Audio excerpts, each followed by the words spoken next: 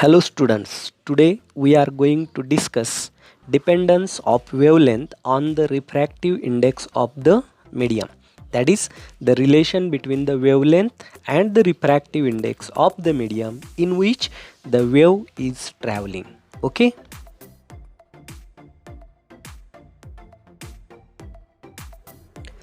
आता स्क्रीनवर जी डायग्रॅम दिसते या डायग्रॅममध्ये तुम्ही काय करायचं आहे, व्यवस्थित लक्ष द्यायचं आहे. आता या ठिकाणी आपण कन्सिडर करतोय की मोनोक्रोमॅटिक लाईट ही रेअरर मीडियममधून डेन्सर मीडियममध्ये ट्रॅव्हल होते आहे. ओके. आता आपण काय कन्सिडर केले पहा, तर रेअरर मीडियममधून लाईट ही डेन्सर मीडियमवरती नॉर्मली इन्सिडेंट होते असं आपण कन्सिडर करतोय. आणि त्यामुळे डायग्रॅममध्ये आपण 3 वेव्हफ्रंट्स या ठिकाणी रेअरर मीडियममध्ये दाखवले. त्याच्यातलं पहिलं जे आहे ते AB हे वेव्हफ्रंट आहे, CD हे दुसरं वेव्हफ्रंट आहे आणि EF हे जे आहे ते तिसरं वेव्हफ्रंट आहे. आता ही तिन्ही वेव्हफ्रंट जी आहे ती एकमेकांपासून ठराविक डिस्टन्सवरती आपण दाखवलेले आहेत. ह्या प्रत्येक वेव्हफ्रंटमधलं जे डिस्टन्स आहे एकमेकांपासूनचं ते आपण λ1 डिनोट करतोय. आणि λ1 म्हणजे काय आहे, तर रेअरर मीडियममधली लाईटची जी आहे ती वेवलेंथ आपण λ1 डिनोट करतोय. म्हणजे AB आणि CD या वेव्हफ्रंटमध्ये डिस्टन्स जे आहे ते λ1 आहे. CD आणि EF या वेव्हफ्रंटमधलं डिस्टन्स जे आहे ते किती आहे, λ1 एवढा आहे. ओके. आता ही वेव्हफ्रंट्स ज्यावेळेस दुसऱ्या माध्यमात जात आहेत, म्हणजे ज्यावेळेस रिफ्रॅक्शन घडते त्यावेळेस रिफ्रॅक्टेड वेव्हफ्रंट्स जे आहेत ते आपण दाखवलेले आहेत बघा. डेन्सर मीडियममधली E', F' हे जे आहे ते रिफ्रॅक्टेड वेव्हफ्रंट आहे. त्याच्यानंतर C', D' हे दुसरं रिफ्रॅक्टेड वेव्हफ्रंट आहे.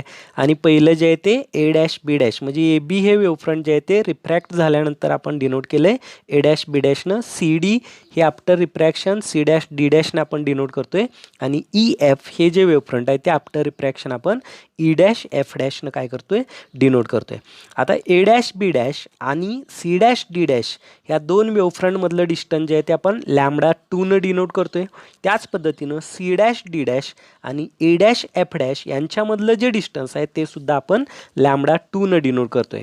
या ठिकाणी λ2 ही काय आहे, तर λ2 ही डेन्सर मीडियममधली लाईटची काय आहे, या ठिकाणी वेवलेंथ आपण काय करतोय, कन्सिडर करतोय. आता याच्या पुढं आपल्याला बघायचं आहे की याच्यामध्ये आपण कोणकोणत्या क्वांटिटी यूज करणार आणि त्याचं डेरिवेशन काय आहे हे आपल्याला या ठिकाणी काय करायचं आहे, पाहायचं आहे. Okay.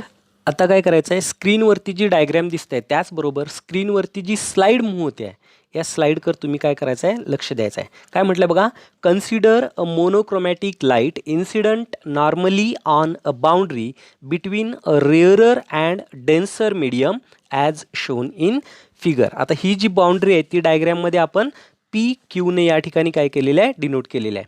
Late AB, CD and EF are incident wavefronts which are separated by distance λ1 from each other, and A', B', C', D' and E', F' are refracted wavefronts which are separated by distance λ2 from each other. Okay.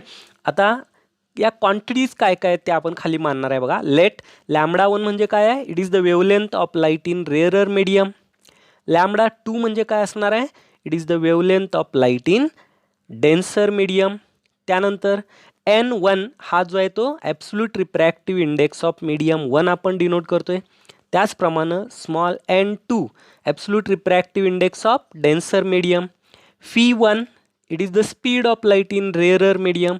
Φ2 न आपण या ठिकाणी denote करतोय speed of light in denser medium. μ1 आपण या ठिकाणी denote करतोय frequency of light in rarer medium. μ2 आपण डिनोट करतोय frequency of light in denser medium. या ठिकाणी आपण काय केलेलं आहे, डिनोट केलेलं आहे. As speed of light in rarer medium is greater than that of in denser medium, we can write λ1 is greater than λ2. In rarer medium साठी आपल्याला काय लिहिता येईल, capital T that is period is equal to wavelength divided by velocity that is λ1 divided by Φ1. याला equation number दिला आपण 1. In denser medium साठी काय लिहिता येईल आपल्याला, capital T that is period is equal to λ2 divided by Φ2. 2 याला equation number दिला आपण 2. आता इक्वेशन नंबर 1 आणि 2 तुम्ही जर ऑब्झर्व केली तर तुमच्या असं लक्षात येईल की यांचे LHS सेम आहेत. जर LHS सेम असतील तर RHS कशा असणार आहेत, सेम असणार आहेत. Therefore we can write λ1 upon V1 is equal to λ2 upon V2. Therefore λ2 is equal to λ1 φ2 divided by φ1. ह्याला इक्वेशन नंबर देऊया 3 आपण. हे आपण पुढे यूज करणार आहे. Therefore λ2 is equal to λ1 in bracket φ divided by φ1 divided by φ divided by φ2. म्हणजे वरच्या इक्वेशनच्या RHSला आपण काय करतोय, फी आणि फीनं मल्टिप्लाय आणि डिवाइड करतोय आणि रिअरेंज करतोय आणि मग आपल्याला इक्वेशन मिळतंय λ2 is equal to λ1 in bracket n1 upon n2. आता या ठिकाणी फी अपॉन V1 म्हणजेच काय असणार आहे तर n1 आणि n1ला आपण काय म्हणणार आहे, absolute refractive index of the rarer medium. आणि phi upon V2 is equal to n2 म्हणजे काय असणार आहे, absolute refractive index of denser medium. Also we know phi is equal to n lambda and therefore for rarer medium we can write phi1 is equal to nu1 lambda 1 and for denser medium we can write phi2 is equal to nu2 into lambda 2. Okay. आता या वरच्या दोन इक्वेशनचा जर आपण ratio घेतला तर आपल्याला equation मांडता येतं nu1 upon nu2 is equal to phi1 upon lambda 1 divided by phi2 divided by lambda 2 and which is equal to 1. Okay. From this equation we can say that frequency of light waves remains unchanged while going from one medium to another. म्हणजे light ज्यावेळेस एका माध्यमातून दुसऱ्या माध्यमात जाते त्यावेळेस लाईटची frequency जी आहे ती कशी राहते, कॉन्स्टंट राहते. If medium 1 is vacuum where wavelength of light is lambda 0 and small n is the absolute refractive index of medium 2, then the wavelength of light lambda in medium 2 is, आणि आपल्याला from equation 3 आपल्याला असं लिहिता येतं lambda is equal to lambda 0 into V2 divided by C.